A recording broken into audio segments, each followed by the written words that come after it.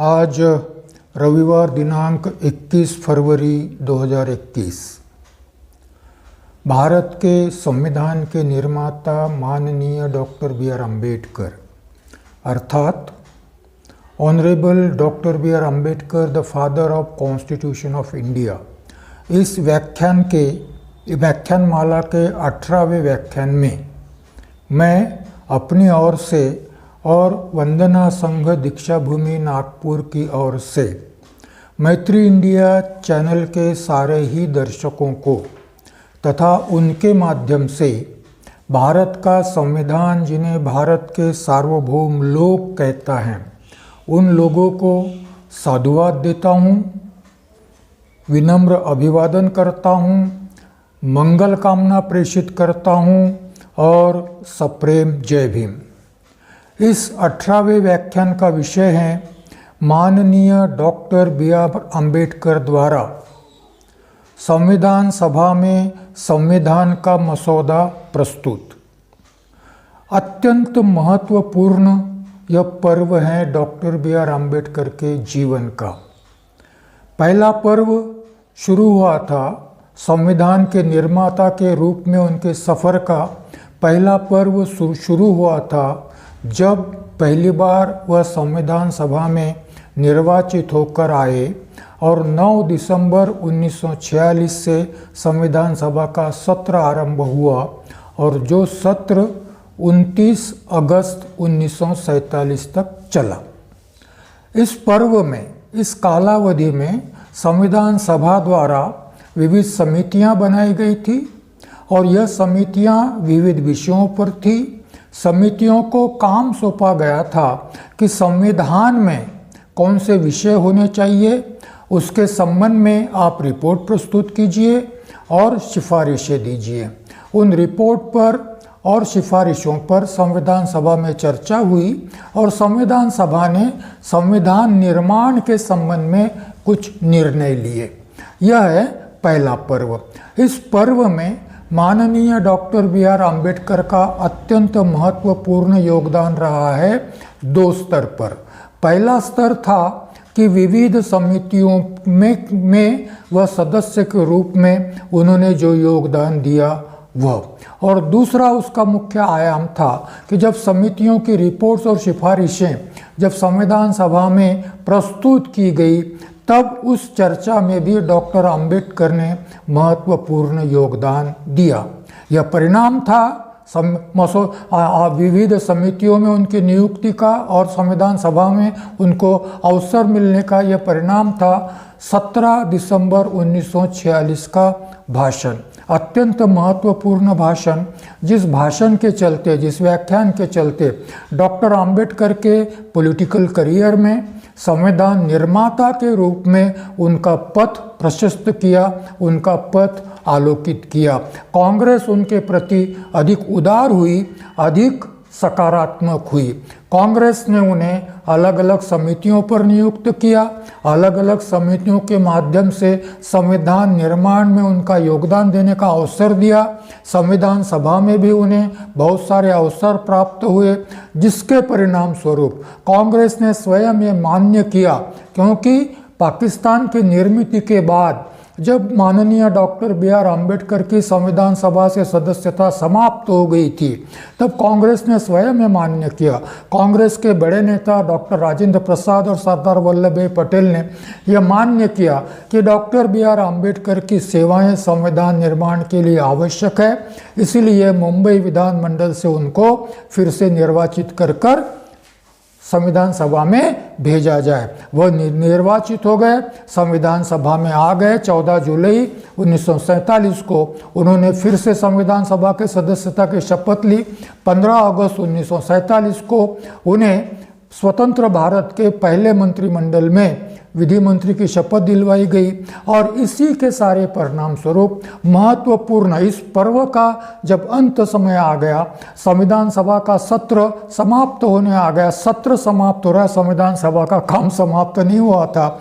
जब संविधान सभा को ऐसे लगा कि हमने जो महत्वपूर्ण निर्णय लेने थे वह ले लिए हैं और इन निर्णय के आधार पर मसौदा समिति नियुक्त की जानी चाहिए, जिसके संबंध में हमने पिछले व्याख्यान में विस्तार से देखा श्री सत्यनारायण सिन्हा जी का प्रस्ताव और संविधान मसौदा समिति की निर्मित, जिसमें माननीय डॉक्टर बी आर अम्बेडकर 29 अगस्त 1947 को मसौदा समिति के सदस्य बने। 30 अगस्त 1947 को डॉक्टर बी आर अम्बेडकर मसौदा समिति के अध्यक्ष बने और उनकी अध्यक्षता में मसौदा समिति ने मसौदे के निर्माण का कार्य आरंभ किया। यह बात भी हम पिछले व्याख्यान में देख चुके हैं। तो दूसरा पर्व शुरू होता है डॉक्टर बी आर अम्बेडकर का मसौदा समिति के अध्यक्ष के रूप में मसौदा समिति के माध्यम से संविधान का मसौदा बनाना या संविधान का मसौदा ड्राफ्ट करना। दूसरा पर्व 30 अगस्त 1947 को आरंभ हुआ और यह चलता रहा 3 नवंबर 1948 तक।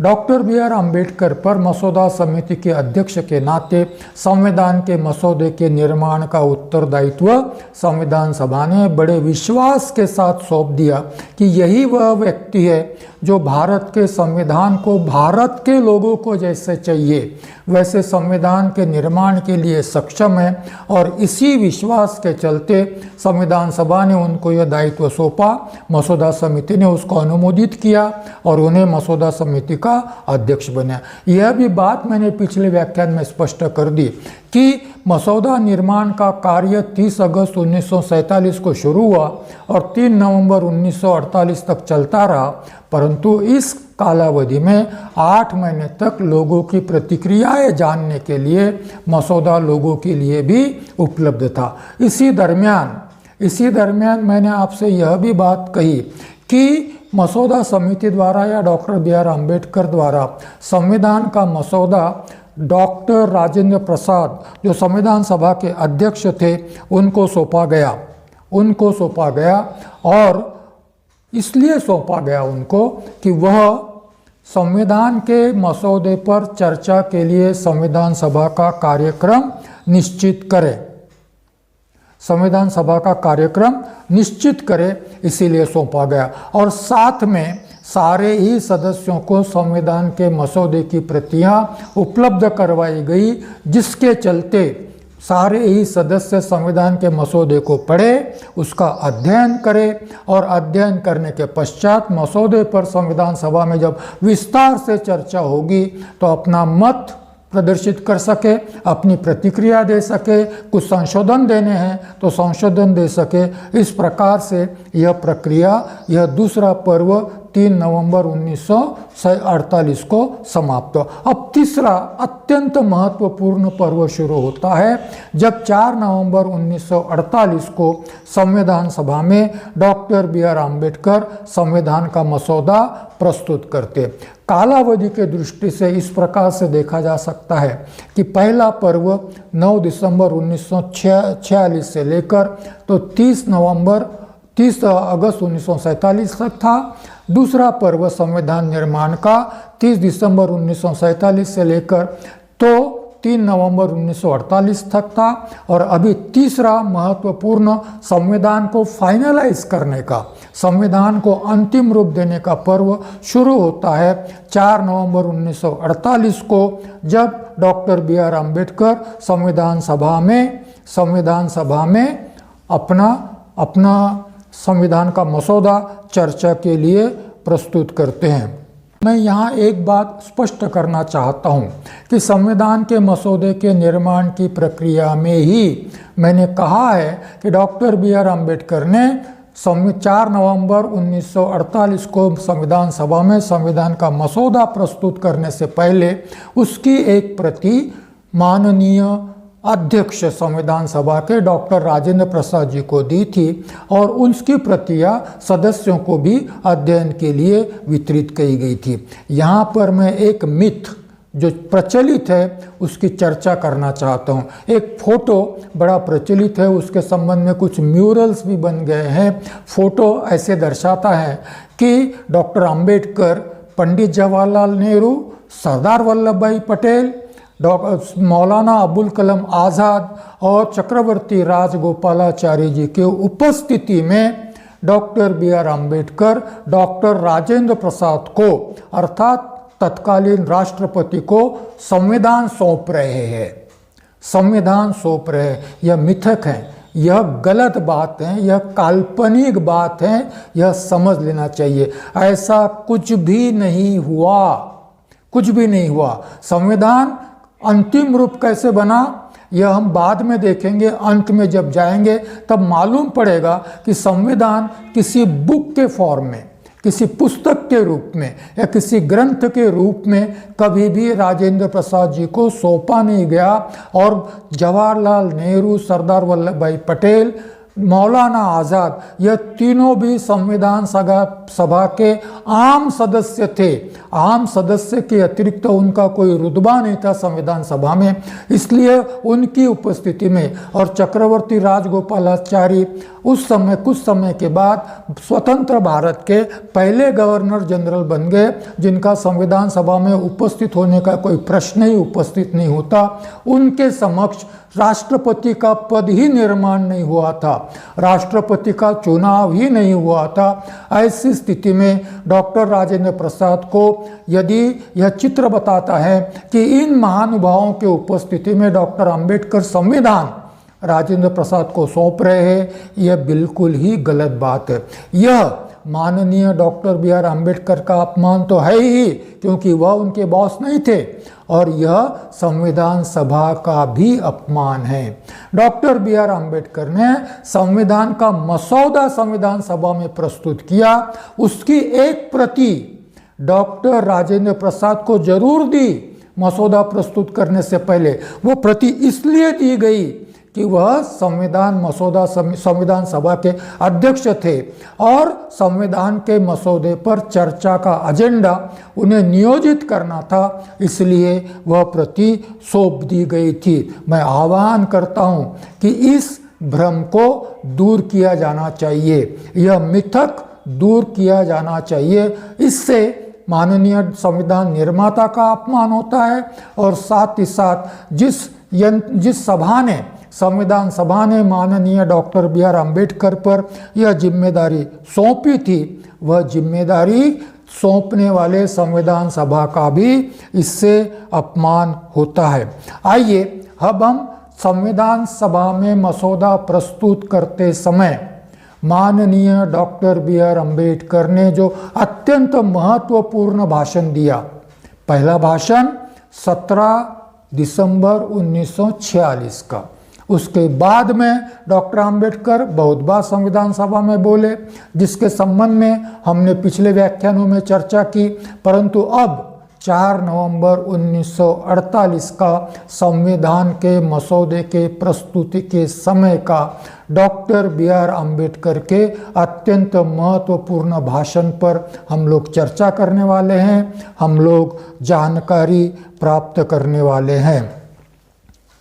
डॉक्टर बी आर अम्बेडकर मसौदा प्रस्तुत करते समय इस प्रकार से अपनी बात को, अपने विचार को, अपने वक्तव्य को आरंभ करते। अध्यक्ष महोदय, मसौदा समिति द्वारा तय किए गए संविधान के मसौदे को मैं सभा के समक्ष उपस्थित करता हूं और प्रस्ताव करता हूं कि उस पर विचार किया जाए।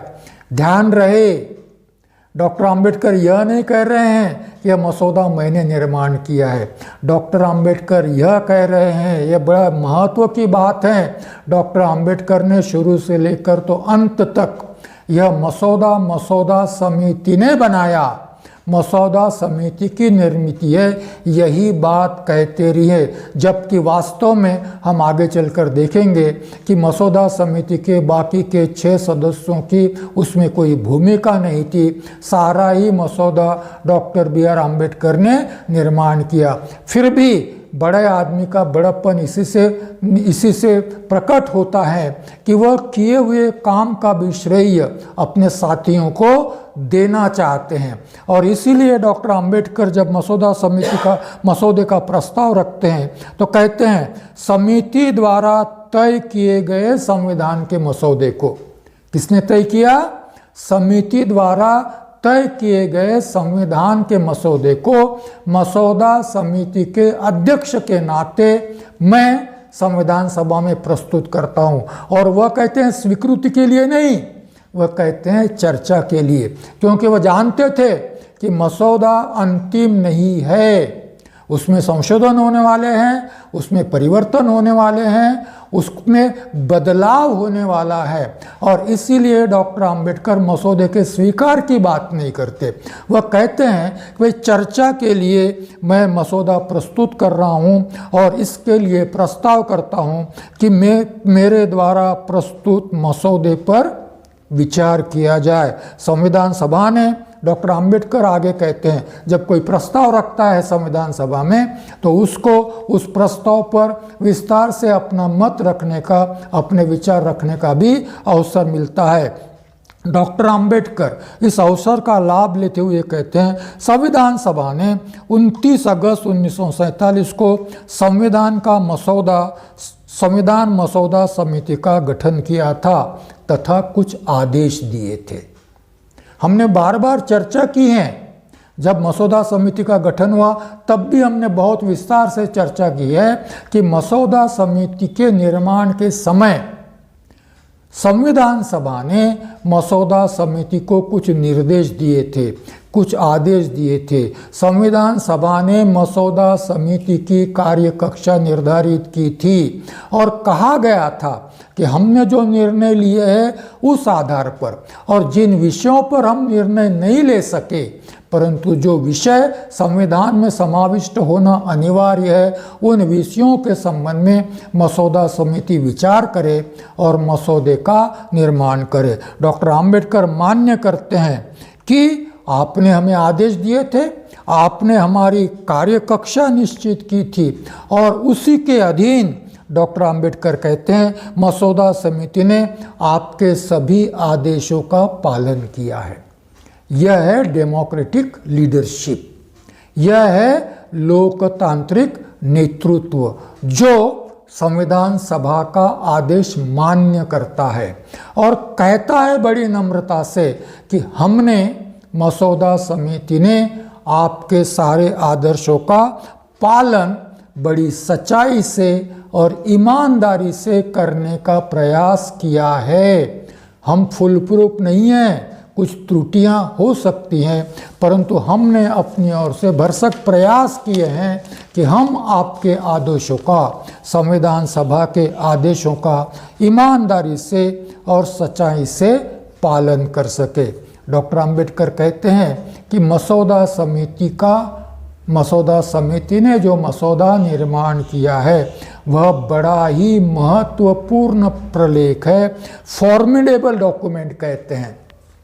अंग्रेजी में उसके लिए डॉक्टर आम्बेडकर शब्द प्रयोग करते हैं फॉर्मिडेबल डॉक्यूमेंट। बड़े ही कठिन प्रयासों से बनाया गया प्रलेख है। इसके लिए बहुत मेहनत करनी पड़ी, बहुत सोर्सेस ढूंढने पड़े, बहुत लोगों से सलाह मशवरा करना पड़ा और इन सारे प्रयासों के बाद यह फॉर्मिडेबल डॉक्यूमेंट, अत्यंत महत्वपूर्ण प्रलेख, क्योंकि यह आगे चलकर देश का संविधान बनने जा रहा है और इतना महत्व, और जो शायद कई सदियों तक कायम रहने की संभावना है, जिस संविधान के माध्यम से, जिस प्रलेख के माध्यम से नए भारत के निर्माण की प्रक्रिया आरंभ होने वाली है। ऐसा महत्वपूर्ण प्रलेख हम लोगों ने बड़े ही कठिन प्रयासों से निर्मित किया है और आपके समक्ष विचार के लिए प्रस्तुत किया है। ओरिजिनली, ध्यान रखिए, ओरिजिनली जब मसौदा प्रस्तुत किया गया था तो उसमें, मसौदे में सिर्फ 315 अनुच्छेद थे और 8 अनुसूचियां थी।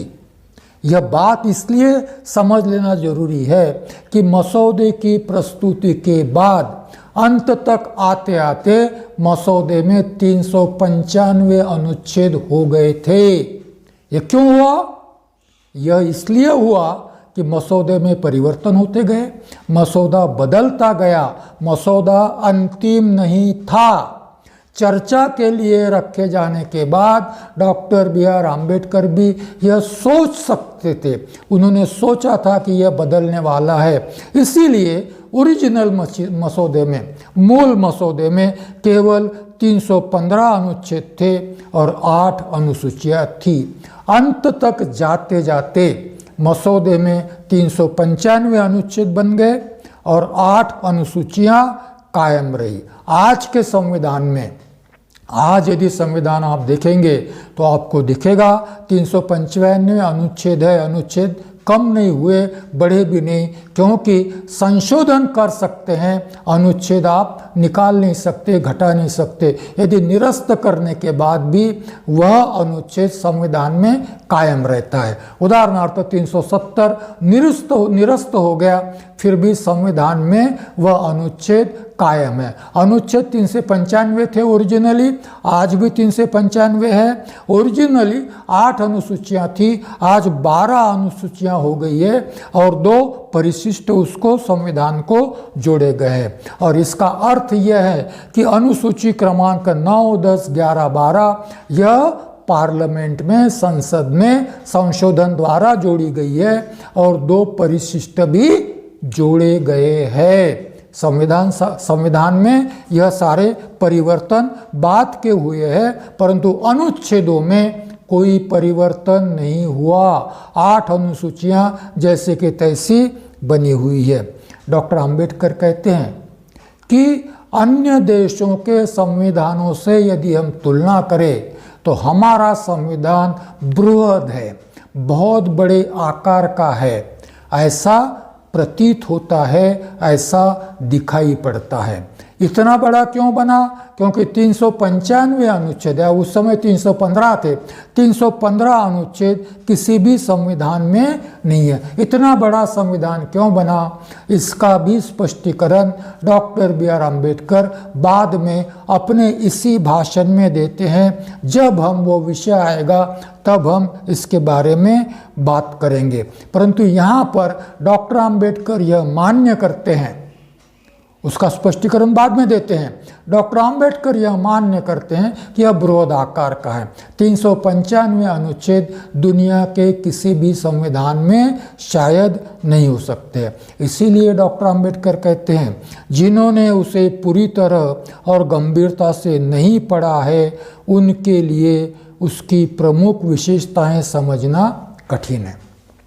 संविधान समझना है, डॉक्टर अम्बेडकर कहते हैं, मसौदा समझना है तो मसौदे को गंभीरता से पढ़ना जरूरी है, मसौदे को पूरी तरह से पढ़ना जरूरी है। जब तक पूरी तरह से, पूरी गंभीरता से हम मसौदा नहीं पढ़ेंगे, तब तक मसौदे की या भावी संविधान की, प्रस्तावित संविधान की विशेषताएं हम समझ नहीं पाएंगे। आज भी संविधान कोई भी शायद पूरी तरह से पढ़ता है, जो लीगल प्रोफेशन में है या जुडिशियरी में है, वह शायद पूरा संविधान पढ़ते होंगे। बाकी लोग अपने काम के अनुच्छेद पढ़ते हैं और दावा करते हैं कि हमें संविधान समझ में आया है।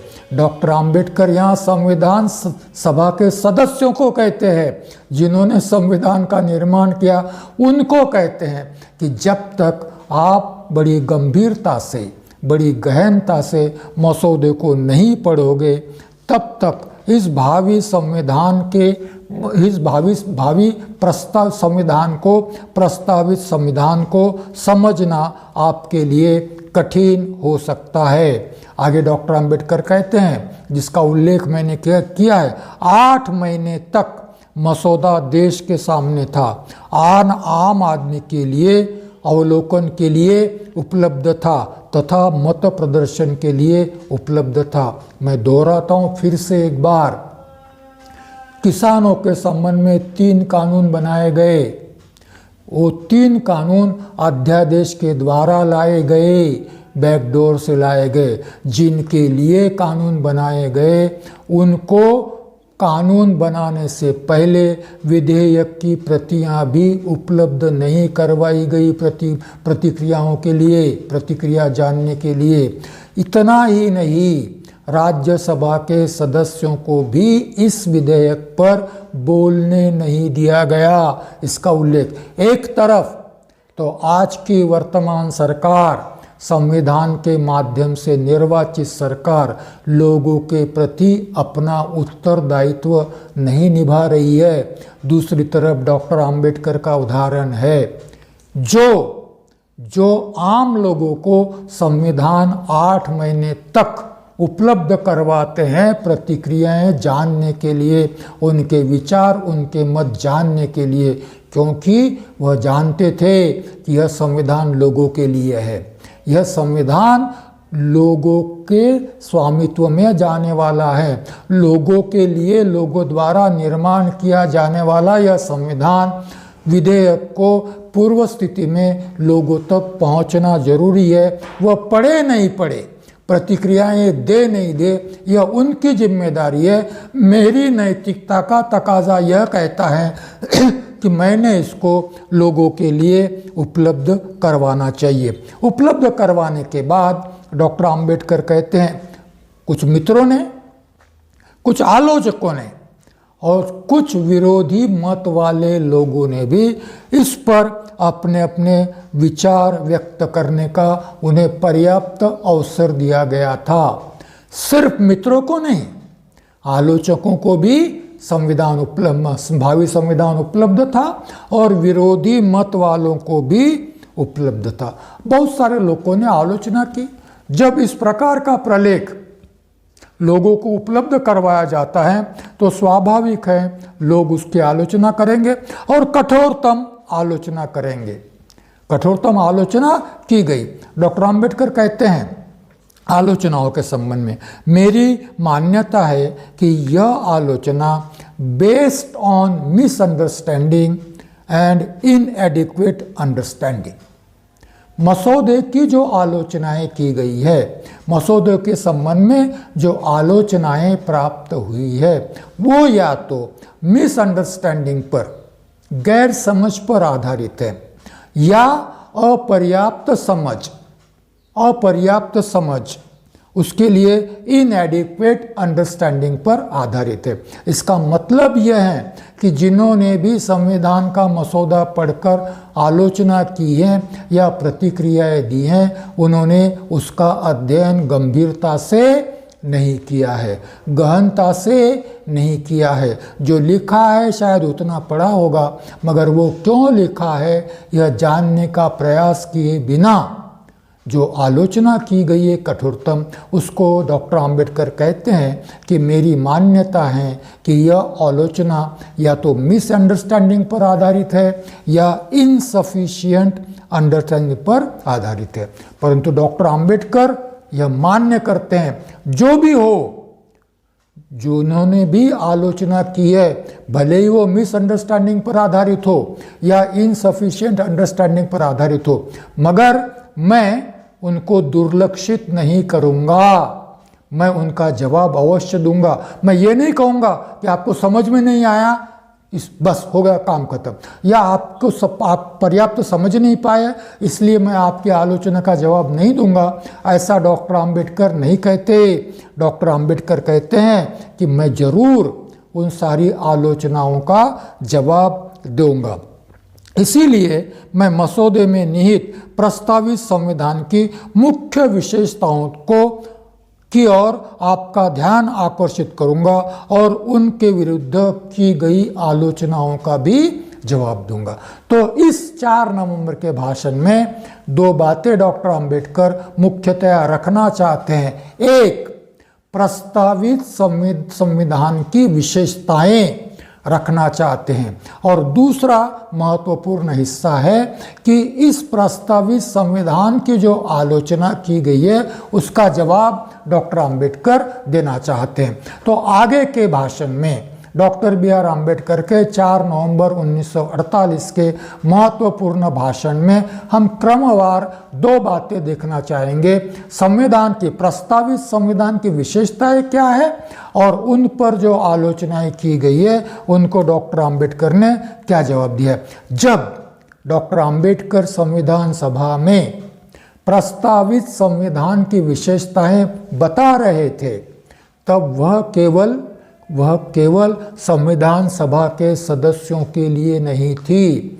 आने वाली पीढ़ियों को संविधान समझने के लिए भी इन विशेषताओं को जैसा डॉक्टर बी आर अम्बेडकर ने संविधान सभा में रखा वैसा ही समझना जरूरी है, क्योंकि संविधान के संबंध में यह बुनियादी बातें हैं जो संविधान पढ़कर समझ में नहीं आती। मैं दोहराता हूं कि संविधान की विशेषताएं जब प्रास्ताविक संविधान की विशेषताएं जब डॉक्टर अंबेडकर संविधान सभा में रखते हैं तो वह केवल संविधान सभा के सदस्यों के लिए वह विशेषताएं नहीं रखी गई थी। आने वाले पीढ़ियों को भी यदि संविधान समझना है तो यह विशेषताएं जो डॉक्टर अंबेडकर द्वारा बताई गई है वो ही समझना आवश्यक है, जो संविधान को पढ़कर समझ में नहीं आती, क्योंकि इसका उल्लेख संविधान में कहीं पर भी नहीं है। और इसीलिए मैं फिर से अनुरोध करूंगा कि जिनको भी संविधान समझना है उन्होंने, जिनको संभव है उन्होंने संविधान सभा डिबेट्स अवश्य पढ़ने चाहिए। अंग्रेजी में अवेलेबल है, हिंदी में अवेलेबल है, मराठी में भी अवेलेबल है। किसी को चाहिए तो मैत्री इंडिया चैनल के आयुष्मान वामन सोमकुंवर जी से आप अवश्य संपर्क करें। अब मुख्य विशेषताएं। डॉक्टर बी आर अम्बेडकर संविधान के मसौदे की या प्रस्तावित संविधान की मुख्य विशेषताएं अंडरलाइन करते हैं, अधोरेखित करते हैं। इस व्याख्यान में, इस 18वें व्याख्यान में मैं सिर्फ एक विशेषता बताऊंगा। दूसरी विशेषता का विषय अगला व्याख्यान हो सकता है, क्योंकि समय की पाबंदी है। और इसमें डॉक्टर बी आर अम्बेडकर तुलना करते हैं संविधान की विशेषता, प्रस्तावित संविधान की विशेषता बताते समय तुलना करते हैं presidential system of government and parliamentary system of government. और अंत में बताना चाहते हैं कि उन्होंने प्रेसिडेंशियल सिस्टम ऑफ गवर्नमेंट क्यों नहीं स्वीकार की, पार्लियामेंट्री सिस्टम ऑफ गवर्नमेंट क्यों स्वीकार की। अध्यक्षीय प्रणाली और सांसदीय प्रणाली दोनों की तुलना करते हुए डॉक्टर अंबेडकर यह बताना चाहते हैं संविधान सभा को, यह बताना चाहते हैं भावी पीढ़ियों को कि उन्होंने सांसदीय प्रणाली क्यों स्वीकार की। ध्यान रहे, डॉक्टर अंबेडकर को यहाँ पढ़ना बहुत जरूरी है। अटल बिहारी वाजपेयी जी जब प्राइम मिनिस्टर थे, मैं बार बार वर्तमान संदर्भ की ओर आना चाहता हूँ, तब उन्होंने वेंकटचलैया कमीशन इसीलिए बनाया था संविधान के पुनरावलोकन के लिए। संविधान ने स्वयं संविधान में संशोधन के लिए संसद को अधिकार दिया हुआ होने के बावजूद ये एक्स्ट्रा कॉन्स्टिट्यूशनल अथॉरिटी बनाई गई थी वेंकटचलैया कमीशन। हेतु सिर्फ इतना था कि क्या इस डेमोक्रेसी को, पार्लियामेंट्री डेमोक्रेसी को प्रेसिडेंशियल सिस्टम ऑफ डेमोक्रेसी में कन्वर्ट किया जा सकता है। वाजपेयी जी सफल नहीं हुए, वही प्रयास अप्रत्यक्ष रूप से मोदी जी करना चाह रहे हैं। इलेक्शन के माध्यम से मोदी जी के पहले जवाहरलाल नेहरू के समय में भी, इंदिरा गांधी जी के समय में भी कभी भी प्राइम मिनिस्टरियल कैंडिडेट, प्रधानमंत्री का उम्मीदवार कभी घोषित नहीं हुआ, क्योंकि प्रधानमंत्री का चुनाव, प्रधानमंत्री का चयन पार्लियामेंट्री पार्टी द्वारा होता है। जिस पार्टी का संसद में बहुमत हो, लोकसभा में, वह पार्टी अपना नेता चुनती है। चुनाव से पहले प्रधानमंत्री का उम्मीदवार घोषित नहीं किया जाता। यह प्रेसिडेंशियल सिस्टम है, वहाँ पहले ही अध्यक्ष कौन होगा यह घोषित किया जाता है। पार्लियामेंट्री सिस्टम में निर्वाचित सदन के निर्वाचित लोग अपना नेता चुनते हैं जो प्रधानमंत्री होता है। 2014 के चुनाव में पहली बार यह बात सामने आई कि नरेंद्र मोदी प्राइम मिनिस्टर होंगे। अभी बहुमत तो प्रस्तावित था ही नहीं लोकसभा में, लोकसभा के चुनाव होने हैं, बहुमत का पक्ष अस्तित्व में आना है और प्राइम मिनिस्टरियल कैंडिडेट चुनकर आ गया। और उसके बाद में अभी एक नया प्रस्ताव मोदी जी द्वारा रखा जा रहा है कि लोकसभा और विधानसभाओं के चुनाव एक साथ किए जाने चाहिए, 5 साल में एक ही बार किए जाने चाहिए। इसका मतलब प्रेसिडेंशियल सिस्टम, डॉक्टर अंबेडकर यह बताते हैं कि प्रेसिडेंशियल सिस्टम क्या होती है और प्राइम मिनिस्टरियल सिस्टम या सांसदीय सिस्टम क्या होती हैं। यह जानना इसलिए ज़रूरी है क्योंकि वर्तमान शासन जो भी करना चाह रहा है वह डॉक्टर अंबेडकर के द्वारा निर्मित संविधान के प्रति द्रोह है। संविधान को नष्ट करने की प्रक्रिया है। इसको जान लेना चाहिए, समझ लेना चाहिए। डॉक्टर अंबेडकर कहते हैं भारतीय संघ राज्य का प्रमुख राष्ट्रपति होगा। प्रेसिडेंट यह सर्वोच्च अधिकारी होगा। भारतीय संघ राज्य का सर्वोच्च अधिकारी होगा, प्रेसिडेंट होगा। There is placed at the head of the Indian Union a functionary who is called the President of the Union। इसमें 2 बातें हैं। भारत को संविधान द्वारा डॉक्टर बी.आर. आम्बेडकर संघ राज्य घोषित करना चाहते हैं। फेडरल स्टेट, संघ राज्य मतलब फेडरल स्टेट। इसका अर्थ ये होता है कि भारत एक संघ राज्य होगा। संघ राज्य की संकल्पना शायद मैं अगले व्याख्यान में आपको स्पष्ट कर बताऊंगा। यहाँ यह समझ लीजिए कि भारत एक संघ राज्य है और उस संघ राज्य का प्रमुख राष्ट्रपति होगा। और इसीलिए डॉक्टर अंबेडकर कहते हैं there is placed at the head of the Indian union. Bharat के संघ राज्य के शीर्षस्थ स्थान पर एक फंक्शनरी होगा जिसको हम प्रेसिडेंट ऑफ इंडिया कहेंगे। हिंदी, मराठी, अन्य भाषाओं में हम उसको राष्ट्रपति कहते हैं। ऐसा ही प्रेसिडेंट अमेरिका में है। प्रेसिडेंट ऐसा नहीं है, मगर अमेरिका का जो शासन प्रमुख है, अमेरिका का जो फेडरेशन का प्रमुख है, उसको भी प्रेसिडेंट कहा जाता है। और इसीलिए डॉक्टर अंबेडकर कहते हैं कि भारतीय संघ राज्य के प्रमुख को जब हम प्रेसिडेंट कहते हैं तो हमें याद आती है अमेरिकी संघ राज्य के प्रेसिडेंट की। हमें किसकी याद आती है? अमेरिकी संघ राज्य के प्रेसिडेंट की।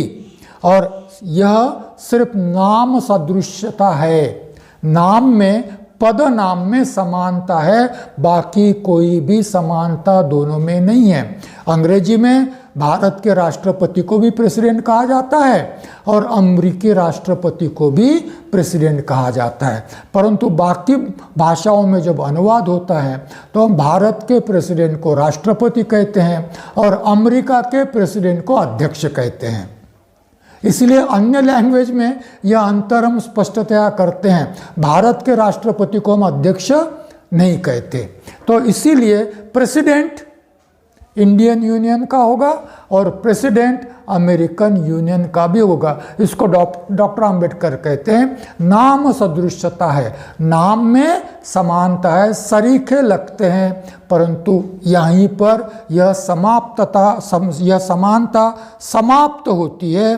प्रस्तावित मसौदे में अमेरिकी सरकार का जो स्वरूप है और प्रस्तावित मसौदे में भारतीय संघ राज्य के शासन का जो स्वरूप होगा, उनमें कोई भी समानता नहीं है। डॉक्टर अंबेडकर प्रेसिडेंशियल सिस्टम और पार्लियामेंट्री सिस्टम की तुलना करते हैं और पहली समानता उन्होंने बताई कि प्रेसिडेंट, यह जो नाम है, भारत का भी प्रेसिडेंट होगा, अमेरिका का भी प्रेसिडेंट होगा, परंतु दोनों सिस्टम में इसके अलावा कोई समानता नहीं है। अमेरिका में जो व्यवस्था है उसको प्रेसिडेंशियल सिस्टम ऑफ गवर्नमेंट कहा जाता है, अध्यक्षीय शासन प्रणाली कहा जाता है। Presidential system of government. और इस शासन प्रणाली के चलते president is the chief head of the executive. President या हम उसको अध्यक्ष कहेंगे, इसके आगे यह अध्यक्ष राष्ट्रपति नहीं कहेंगे क्योंकि उससे जरा गड़बड़ होने की संभावना है। तो अमेरिका का अध्यक्ष वहाँ के शासन का प्रमुख है, चीफ एग्जीक्यूटिव। चीफ एग्जीक्यूटिव है, वहाँ का अध्यक्ष शासन का प्रमुख है। भारत में प्रस्तावित संविधान में जिस शासन प्रणाली को पुरस्कृत किया गया है उसको पार्लियामेंट्री सिस्टम ऑफ गवर्नमेंट कहते हैं, सांसदीय शासन प्रणाली कहते हैं। तो दोनों जगह प्रेसिडेंट है, परंतु एक सिस्टम को प्रेसिडेंशियल सिस्टम कहा जाता है, दूसरे सिस्टम को पार्लियामेंट्री सिस्टम कहा जाता है।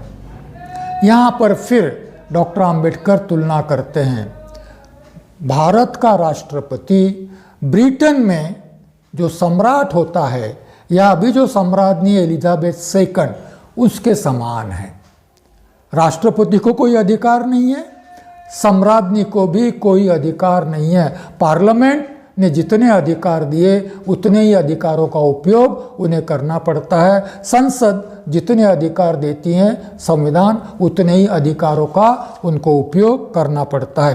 राष्ट्रपति ब्रिटेन की सम्राज्ञी यह रिप्रेजेंट नेशन, ये राष्ट्र का प्रतिनिधित्व करते हैं। इंग्लैंड में सम्राज्ञी राष्ट्र की प्रतिनिधित्व करती हैं। किसी भी बड़े आयोजन में जाना हो, कोई भी बड़ा अतिथि आता हो तो राष्ट्र के प्रमुख के नाते उनसे मिलने जाते हैं और इसको सिरेमोनियल हेड कहते हैं। इनको सिरेमोनियल हेड कहते हैं। जैसे विदेश का राष्ट्रपति आता है तो राष्ट्रपति से मिलने जाता है क्योंकि वह उस देश का प्रमुख है, तो इस देश का प्रमुख, इस राष्ट्र का प्रमुख राष्ट्रपति। इसको राष्ट्र का प्रतीक कहते हैं। Represents nation but not rules the nation. राष्ट्रपति क्या करता है? राष्ट्र का प्रतिनिधित्व करता है परंतु राष्ट्र पर शासन नहीं करता, समझ लीजिए। वैसे ही इंग्लैंड की जो सम्राज्ञी है, जिसको सम्राज्ञी कहा जाता है, एम्प्रेस कहा जाता है, एलिजाबेथ सेकंड, वह राष्ट्र का प्रतिनिधित्व करती है परंतु शासन का प्रतिनिधित्व नहीं करती, देश पर राज नहीं करती, देश का शासन नहीं चलाती। अमेरिका का शासन प्रेसिडेंट प्लस सेक्रेटरीज होते हैं। अमेरिका के शासन में क्या होता है? अध्यक्ष होता है और अध्यक्ष अलग अलग विभागों के सचिवों को नियुक्त करता है। इसीलिए वहाँ पर परराष्ट्र मंत्री नहीं होता, परराष्ट्र सचिव होता है। वहाँ पर अर्थ मंत्री नहीं होता, अर्थ सचिव होता है। वहाँ पर डिफेंस मिनिस्टर नहीं होता, डिफेंस सचिव होता है। और यह सचिव राष्ट्रपति द्वारा नियुक्त होते हैं और राष्ट्रपति द्वारा कभी भी अध्यक्ष द्वारा नियुक्त होते हैं अमेरिका में, और कभी भी निकाले जा सकते हैं। इसको कहते हैं प्रेसिडेंशियल सिस्टम। प्रेसिडेंशियल सिस्टम में मिनिस्टर्स नहीं होते, अमेरिका में नहीं है। फ्रांस में है, फ्रांस में भी प्रेसिडेंशियल सिस्टम है परंतु फ्रांस में प्रधानमंत्री भी है और मंत्रिमंडल भी होता है। परंतु यहाँ डॉक्टर आम्बेडकर अमेरिकी सिस्टम से तुलना करते हैं और उसको प्रेसिडेंशियल सिस्टम से तुलना करते हुए बताते हैं कि अमेरिका में अध्यक्ष हैं और उसका सचिवालय है जिसमें अलग अलग विभाग के सचिव थे। Secretary of state, secretary of defence, secretary of finance, secretary of internal security, इस प्रकार के सेक्रेटरीज होते हैं और सेक्रेटरीज के माध्यम से राष्ट्रपति, वहाँ का अध्यक्ष अपना शासन चलाता है। भारत में राष्ट्रपति है और मंत्री परिषद है, काउंसिल ऑफ मिनिस्टर्स होते हैं। भारत में अमेरिका की तुलना में सचिव नहीं होते।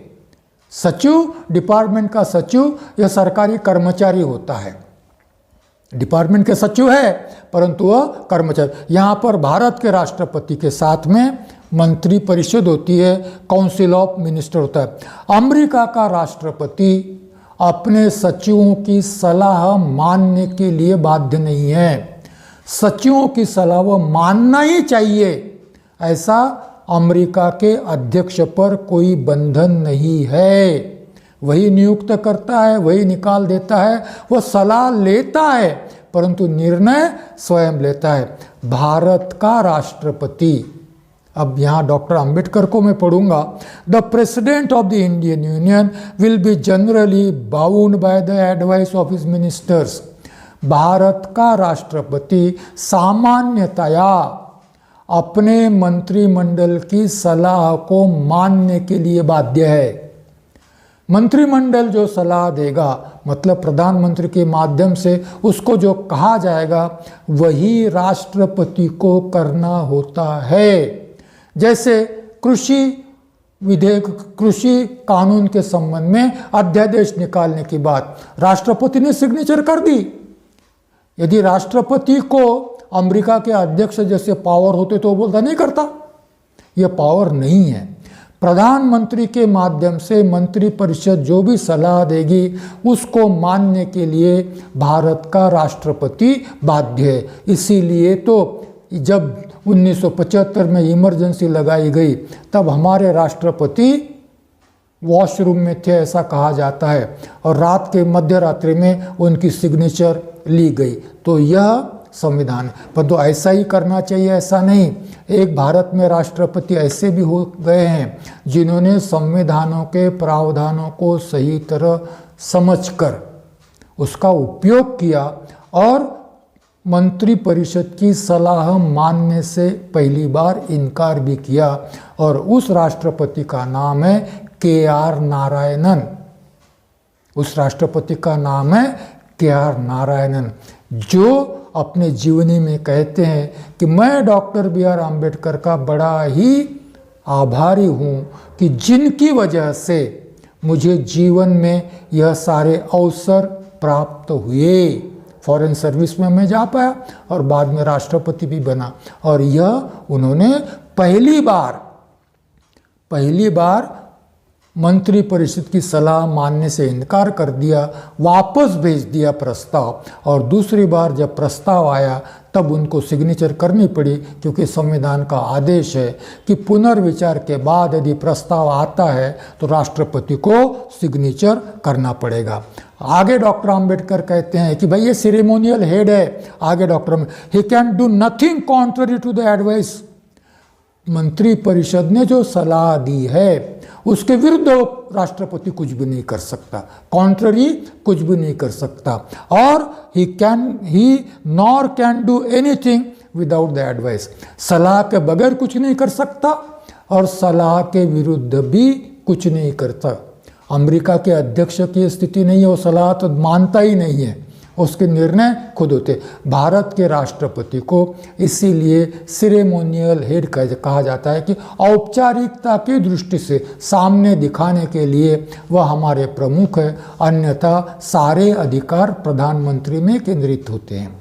अन्यथा सारे ही अधिकार मंत्रिमंडल के माध्यम से प्रधानमंत्री में होते। इसीलिए डॉक्टर अंबेडकर कहते हैं कि ही can do nothing contrary to the advice nor can do anything without the advice।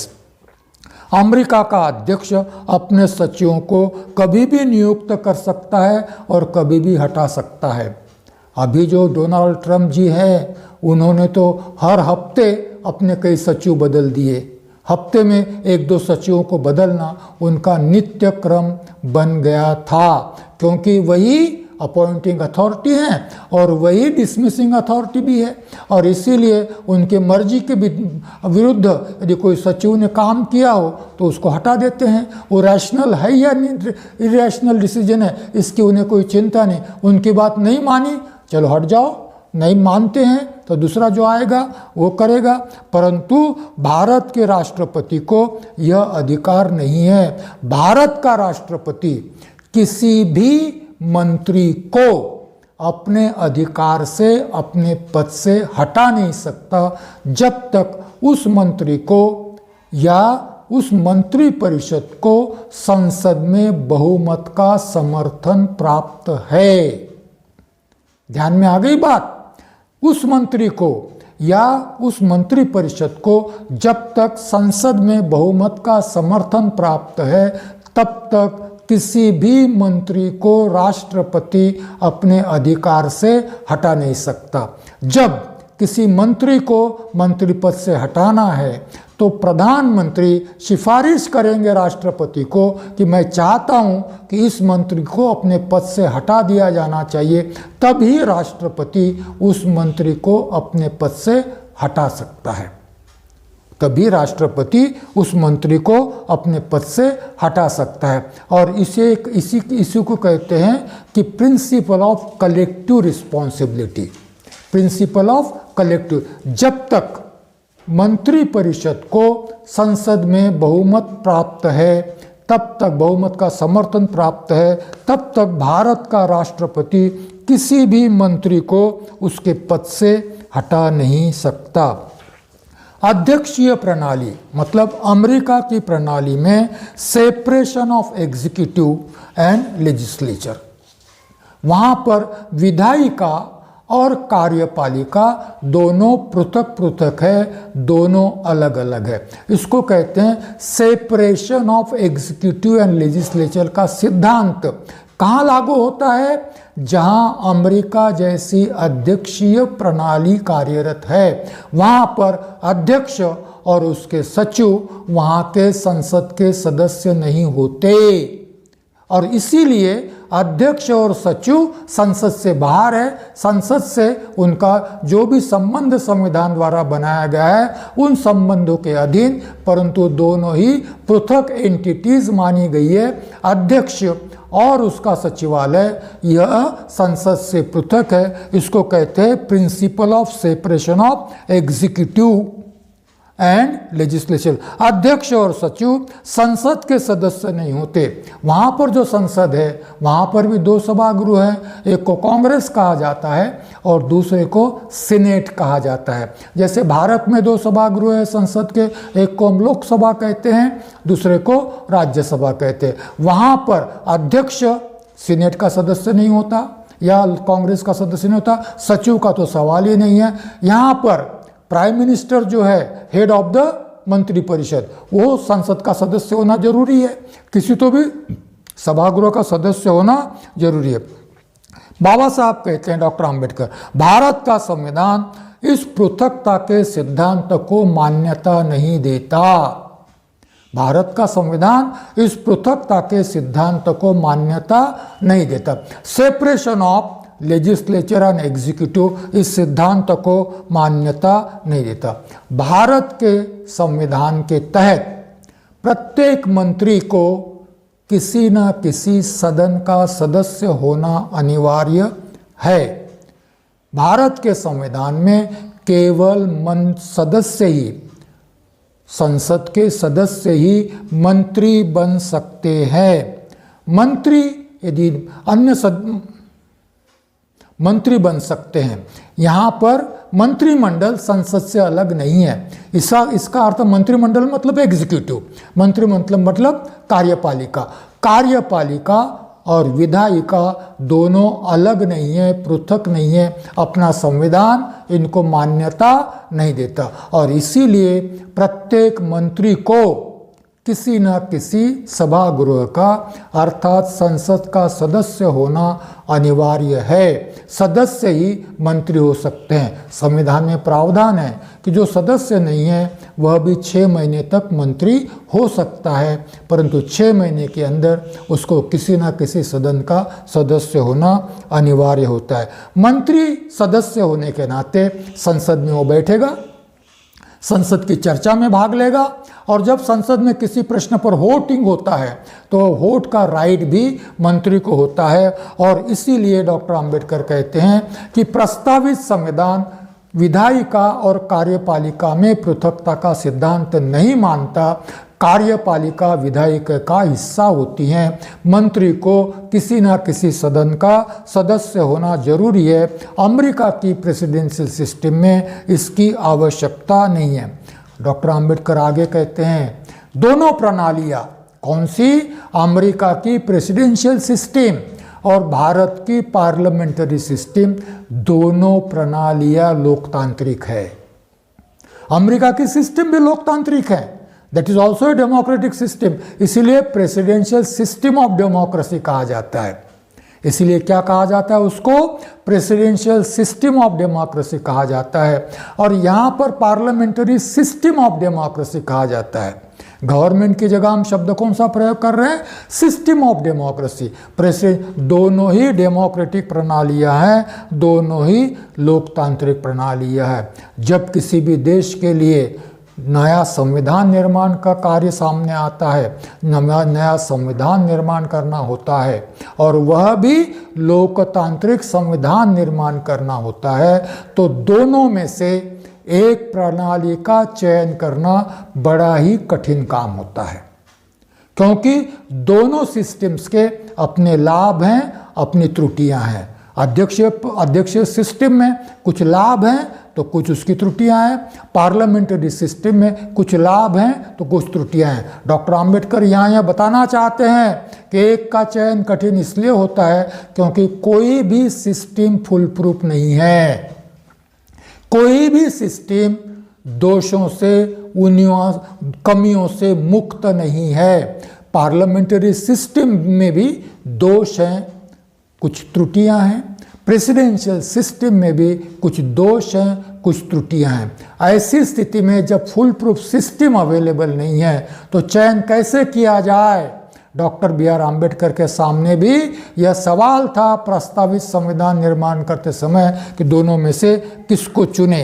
वो कहते हैं कि यदि हमें कि दोनों में से एक को चयन करना है तो संविधान निर्माता के सामने दो प्रश्न उपस्थित होते हैं। पहला प्रश्न होता है कार्यपालिका का स्थायित्व, मतलब भारत के सिस्टम में मंत्रिपरिषद का स्थायित्व, और अमेरिका के सिस्टम में अध्यक्ष प्लस सचिव, यह प्रशासन की सिस्टम का, प्रेसिडेंशियल सिस्टम में अध्यक्ष का स्थायित्व।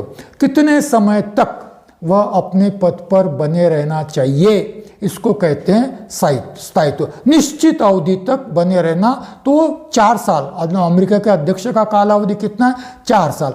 4 साल तक अमेरिका के अध्यक्ष को कोई भी अपने पद से हटा नहीं सकता, मतलब वो निश्चित है कि 4 साल तक वो बना रहेगा। कभी कभी महाभियोग चलता है, महाभियोग सिर्फ निक्सन पर चला था और निक्सन को वाटरगेट स्कैंडल के चलते अपने पद से हटा दिया गया था, परंतु अन्य किसी को भी इस प्रकार के महाभियोग द्वारा हटाया गया है मेरी जानकारी में नहीं है। शायद एक आधा उदाहरण हो सकता है। बाद में उसके बाद में बिल क्लिंटन पर भी महाभियोग चला था, क्योंकि उन पर आरोप था कि व्यभिचार का आरोप था, परंतु उनकी पत्नी ने उनका समर्थन किया कि मैं इस आरोप को नहीं मानती, और इसलिए महाभियोग नहीं चलाया गया। ट्रंप पर भी महाभियोग चलाया गया था, परंतु रिपब्लिकन पार्टी का सेनेट में बहुमत होने की वजह से वह महाभियोग द्वारा नहीं निकाले जा सके। परंतु साधारणतया 4 साल तक अमेरिका के राष्ट्रपति को, कोई अध्यक्ष को अपने पद से नहीं हटाया जा सकता। इसको कहते हैं डॉक्टर बी.आर. आम्बेडकर एग्जीक्यूटिव का स्थायित्व। दूसरी ओर दूसरा प्रश्न आता है कि उत्तरदायित्व। यह एग्जीक्यूटिव किसके प्रति उत्तरदायी होनी चाहिए? प्रेसिडेंट किसी के भी प्रति अब उत्तरदायी है, लोगों के प्रति, मगर 4 साल में एक बार, अगली बार चुनाव के लिए जब जाएगा तब। यहाँ पर उत्तरदायित्व मतलब लोगों के प्रति उत्तरदायित्व। और डॉक्टर आम्बेडकर आगे कहते हैं कि 1947-48 तक कहते हैं, और आज भी जो 47-48 में जब 4 नवंबर 1948 को जब डॉक्टर आम्बेडकर कहते हैं ऐसी कोई भी लोकतांत्रिक प्रणाली अभी तक ईजाद नहीं की गई है, अस्तित्व में नहीं आई है, जिसमें स्थायित्व और उत्तरदायित्व दोनों गुण समान रूप से विद्यमान हो। ऐसी प्रणाली 1948 में भी नहीं थी, ऐसी प्रणाली आज तक पॉलिटिकल साइंस ने ईजाद नहीं की है। इसीलिए डेमोक्रेसी में दोष होते हुए भी, डिफेक्ट्स होते हुए भी, फुल प्रूफ नहीं होते हुए भी यह वर्तमान शासन प्रणालियों में सबसे अच्छी है। फुल प्रूफ नहीं, इसीलिए स्वीकार किया जाता है। सबसे अच्छी है इसीलिए स्वीकार किया जाता है। फुल प्रूफ है इसलिए स्वीकार नहीं किया जाता। इसीलिए तो डेमोक्रेसी फुल प्रूफ नहीं है। इसीलिए तो 39% वोटिंग होने के बाद भी भाजपा मेजॉरिटी से दिल्ली में सत्ता में आया है। इसी को आज भारत में पार्लियामेंट्री डेमोक्रेसी का दोष कहा जाता है कि माइनॉरिटी होते हुए भी, लोगों के माइनॉरिटी वोट मिलने के बाद भी मेजॉरिटी स्थापित हो गई है लोकसभा में। इस दोष को कैसे दूर करना चाहिए सोच रहे हैं लोग, क्योंकि यह बहुत बड़ा दोष है। इधर माइनॉरिटी वोट्स है परंतु उधर पार्लियामेंट में उनको मेजॉरिटी प्राप्त है। और इसीलिए डॉक्टर अंबेडकर कहते हैं कि ऐसे कोई प्रणाली नहीं है जिसमें स्थायित्व और उत्तरदायित्व यह दोनों गुण विद्यमान हो। हम में से किसी को भी चुनना है तो एक में स्थायित्व अधिक होगा तो उत्तरदायित्व कम होगा। उत्तरदायित्व विहीन कोई प्रणाली नहीं है, या स्थायित्व विहीन कोई प्रणाली नहीं है। स्थायित्व अधिक तो उत्तरदायित्व कम, उत्तरदायित्व अधिक तो स्थायित्व कम, ऐसी प्रणालियां होती है। अमेरिकी सिस्टम में स्थायित्व अधिक है, उत्तरदायित्व कम है। पार्लियामेंट्री सिस्टम भारत में जो प्रस्तावित की थी डॉक्टर अंबेडकर ने, उन्होंने उत्तरदायित्व अधिक है परंतु स्थायित्व कम है। तो डॉक्टर अंबेडकर कहते हैं कि ऐसी स्थिति में एक का चयन मेरे लिए भी, मसौदा समिति के लिए भी कठिन था। अमेरिका, स्विट्जरलैंड जैसे देशों में स्थायित्व अधिक है। एक बार अध्यक्ष चुनकर आ गया तो 4 साल तक अमेरिका के अध्यक्ष को कोई हटा नहीं सकता। परंतु इंग्लैंड, जहां से हमने पार्लियामेंट्री डेमोक्रेसी को लिया है, इंग्लैंड में उत्तरदायित्व अधिक है, उत्तरदायित्व अधिक है। अमेरिका का एग्जीक्यूटिव स्थायी इसलिए है कि वह नॉन पार्लियामेंट्री है, वह संसद का हिस्सा नहीं है और इसीलिए संसद के बहुमत पर निर्भर नहीं है।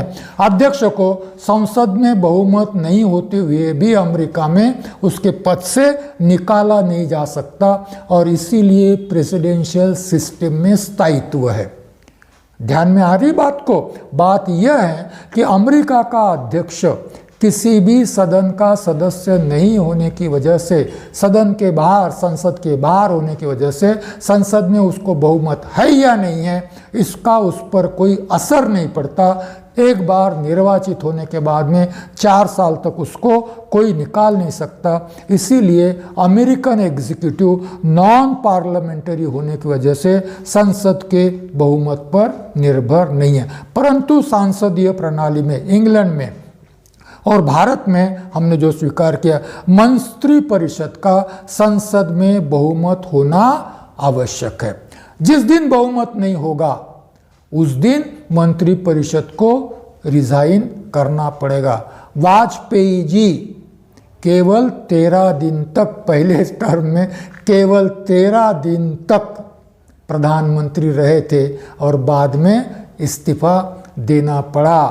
भारत में 2 प्रधानमंत्री ऐसे हुए, 2 प्रधानमंत्री मेरी जानकारी में अधिक भी हो सकते हैं, मेरी जितनी जानकारी वो शेयर कर रहा हूँ, ऐसे हुए कि जिनको लगा कि संसद में मेरा बहुमत नहीं है, नियुक्त होने के बाद उनको राष्ट्रपति ने कहा कि आपका बहुमत संसद में सिद्ध कीजिए और सिद्ध करने के बाद आप कायम रहेंगे। तो उनको लगा कि बहुमत नहीं है तो उन्होंने संसद में बहुमत का प्रस्ताव रखने से पहले ही श्री चंद्रशेखर जी थे और दूसरे चौधरी चरण सिंह, ये 2 प्रधानमंत्री हो गए हैं। एक चंद्रशेखर जी और दूसरे चौधरी चरण सिंह जी, 3-3 महीने का उनका कार्यकाल रहा है और बहुमत सिद्ध नहीं कर पाए, इसलिए उनको रिजाइन करना पड़ा। मूल्यांकन पद्धति, उत्तरदायित्व के संबंध में, उत्तरदायित्व मतलब उनका मूल्यांकन कौन करेगा और कब करेगा।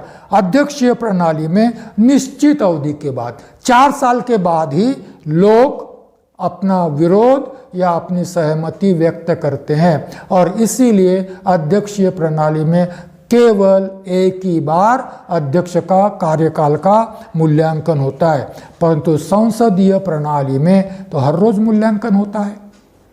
जब भी संसद का सत्र हो तब विरोधी पक्ष सवाल पूछते हैं, प्रस्ताव रखते हैं, नो कॉन्फिडेंस वोट्स भी रखते हैं और बार बार मूल्यांकन होते रहता है। उसी प्रकार से चुनाव में लोगों द्वारा भी मूल्यांकन होते रहता है।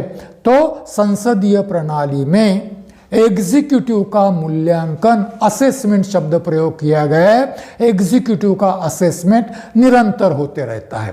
अध्यक्षीय प्रणाली में कभी कभार 4 साल में एक बार असेसमेंट होते रहता है। और डॉक्टर आम्बेडकर अंत में कहते हैं, the draft constitution in recommending parliamentary system of executive has preferred more responsibility to more stability। मैं रिपीट करता हूं, the draft constitution in recommending parliamentary system of executive has preferred more responsibility to more stability। Draft constitution मतलब मसौदे में doctor Ambedkar कहते हैं कि हमने यह सिफारिश की है कि हमें अधिक उत्तरदायी सरकार चाहिए, कम स्थायित्व हो तो भी चलेगा। परंतु वाजपेयी जी के प्रयास थे कि अधिक स्थायित्व वाली सरकार बने, मोदी जी के भी प्रयास है अधिक स्थायित्व वाली सरकार बने, बिना उत्तरदायित्व के हो तो और भी अच्छा होगा, बिना उत्तरदायित्व के हो तो और भी अच्छा होगा। ऐसी मोदी जी के सरकार की मान्यता है। भारतीयों को क्या चाहिए यह भारतीयों को निर्णय करना है, और इसीलिए डॉक्टर आम्बेडकर द्वारा पुरस्कृत पार्लियामेंट्री डेमोक्रेसी को समझना आवश्यक है कि हम कहाँ जा रहे हैं और डॉक्टर आम्बेडकर क्या चाहते थे, हमें क्या चाहिए। हमें उत्तरदायी सरकार चाहिए। आज दिल्ली की सीमा पर बैठे हुए किसान यही मांग कर रहे हैं कि हमें उत्तरदायी सरकार चाहिए, सरकार का उत्तरदायित्व है हमारे प्रति, उन्होंने हमें जवाब देना चाहिए। परंतु सरकार का सारा व्यवहार उत्तरदायित्वहीन है। यह शाहीन बाग के आंदोलन में स्पष्ट हुआ है, और यह अभी किसानों के आंदोलन में भी परिलक्षित हो रहा है।